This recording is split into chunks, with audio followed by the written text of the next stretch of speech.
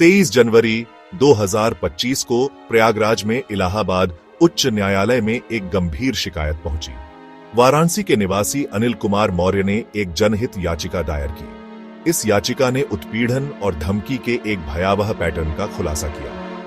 आरोपी कोई और नहीं बल्कि आंगनवाड़ी कार्यकर्ता थी, जिन्हें समुदाय के सबसे कमजोर लोगों की भलाई का काम सौंपा गया था। उनके निशाने पर पहरा के समर्पित स्वयंसेवक थे, जो एक गैर लाभकारी संगठन है जो वंचितों को सशक्त बनाने के लिए अथक प्रयास करता है। इस मामले ने वाराणसी में हड़कंप मचा दिया है, जो उन लोगों की सुरक्षा के बारे में गंभीर सवाल उठाता है जो भ्रष्टाचार का पर्दाफाश करने की हिम्मत करते हैं। जिन व्यक्तियों को भविष्य का पोषण करने का काम सौंपा गया है, उन पर अब असंतोष की आवाजों को दबाने का आरोप है।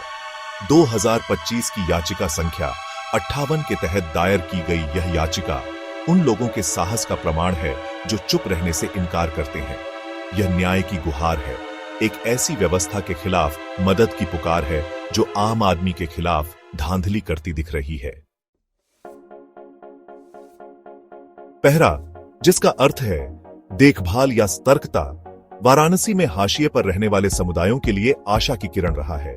4 वार्डों जलालीपुरा, कोनिया, दानियालपुर और अशांत अलीपुर में काम करते हुए संगठन गरीबों के उत्थान के लिए डिजाइन की गई सरकारी योजनाओं के बारे में जागरूकता बढ़ाने में महत्वपूर्ण भूमिका निभा रहा है।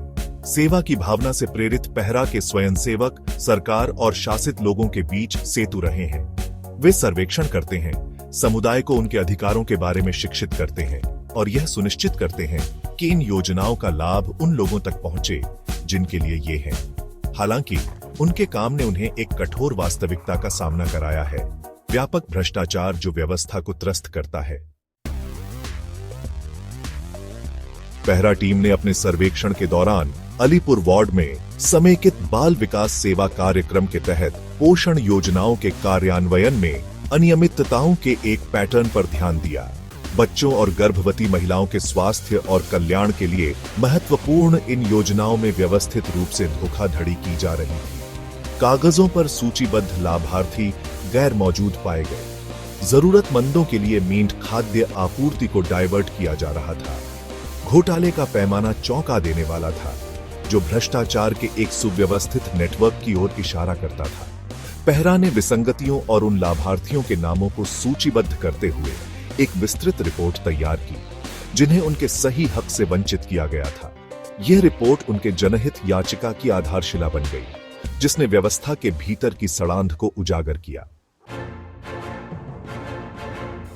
Section 4, days of fear, threats and intimidation. जनहित याचिका दायर करने से पहरा के स्वयंसेवकों के खिलाफ भय और धमकी की लहर दौड़ गई। 22 और 23 जनवरी 2025 को जब स्वयंसेवक अलीपुर के नक्की घाट में विसंगतियों के बारे में जानकारी प्रसारित करने में लगे हुए थे, उनका सामना आंगनवाड़ी कार्यकर्ताओं के एक समूह से हुआ। शीला, सकीना, सुमन, सुनीता और रेणु के नेतृत्व में कार्यकर्ताओं ने 10 अन्य लोगों के साथ गाली गलौज और धमकियों का सहारा लिया। उन्होंने पोस्टरों को फाड़ने और स्वयंसेवकों को चुप कराने की कोशिश की। मकसद साफ था, असंतोष की आवाज को खामोश करना और अपनी अवैध गतिविधियों की रक्षा करना। कार्यकर्ताओं की गुंडागर्दी, कानून की उनकी घोर अवहेलना एक गहरी साजिश की ओर इशारा करती है।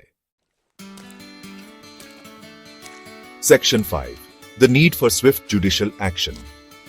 पहरा के स्वयंसेवकों द्वारा सामना किया गया उत्पीड़न उन लोगों के सामने आने वाली चुनौतियों की गंभीर याद दिलाता है, जो भ्रष्टाचार के खिलाफ खड़े होने की हिम्मत करते हैं।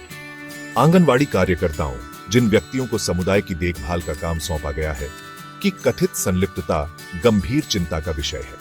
अनिल कुमार मौर्य द्वारा दायर याचिका न्याय की गुहार है, इलाहाबाद उच्च न्यायालय से हस्तक्षेप करने और वंचितों के अधिकारों के लिए लड़ने वालों की रक्षा करने की याचना है। यह वाराणसी में ICDS कार्यक्रम के भीतर भ्रष्टाचार के आरोपों और इन अपराधों को अंजाम देने में आंगनवाड़ी कार्यकर्ताओं की भूमिका की गहन जांच का आह्वान करता है।